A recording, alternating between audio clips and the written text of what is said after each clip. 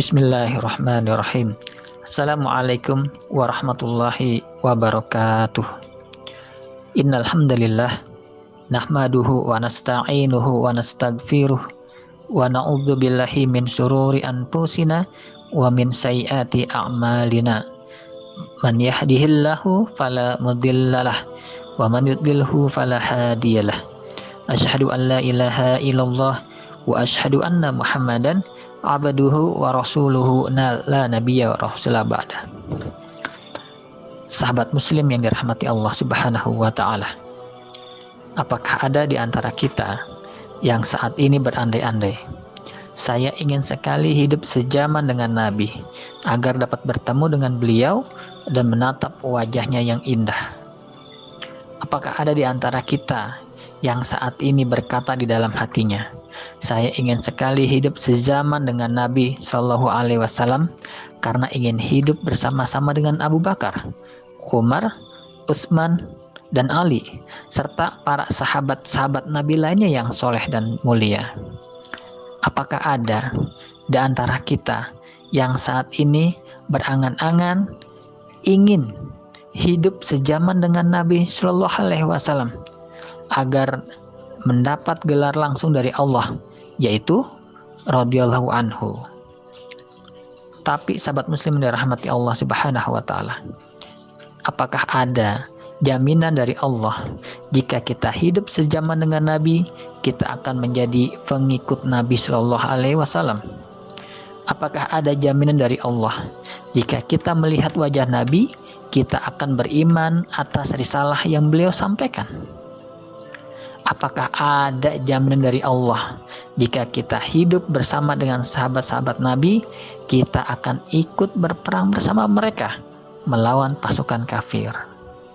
Sahabat muslim yang dirahmati Allah Subhanahu wa ta'ala, bisa jadi saat kita hidup sejaman dengan Nabi, kita adalah orang yang ikut menentang risalah yang beliau sampaikan.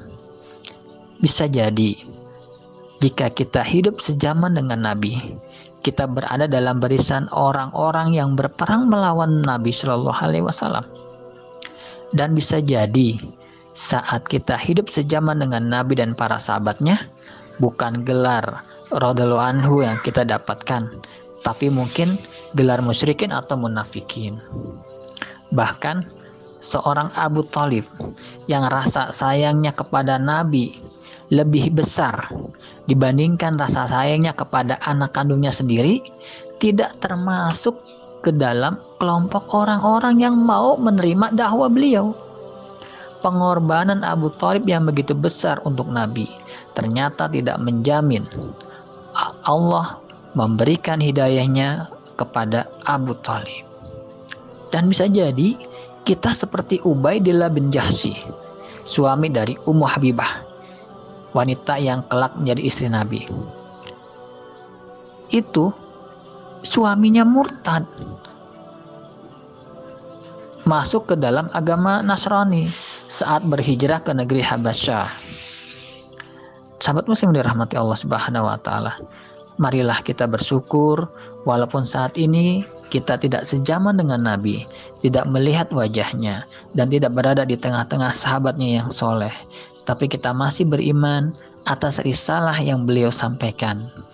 Jika kita memang mencintai Nabi dan mengaku mencintai Nabi, maka wujudkan rasa cinta itu dengan menghidupkan sunnah-sunnah beliau dan meninggalkan segala bentuk ibadah yang tidak pernah beliau contohkan.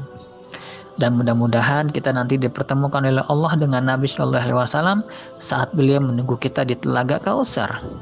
Sedangkan syarat untuk dapat meminum air dari Telaga Kautsar itu adalah senantiasa berusaha menghidupkan sunnah-sunnah beliau dan meninggalkan perbuatan-perbuatan ibadah yang tidak bersumber dari Nabi Shallallahu Alaihi Wasallam.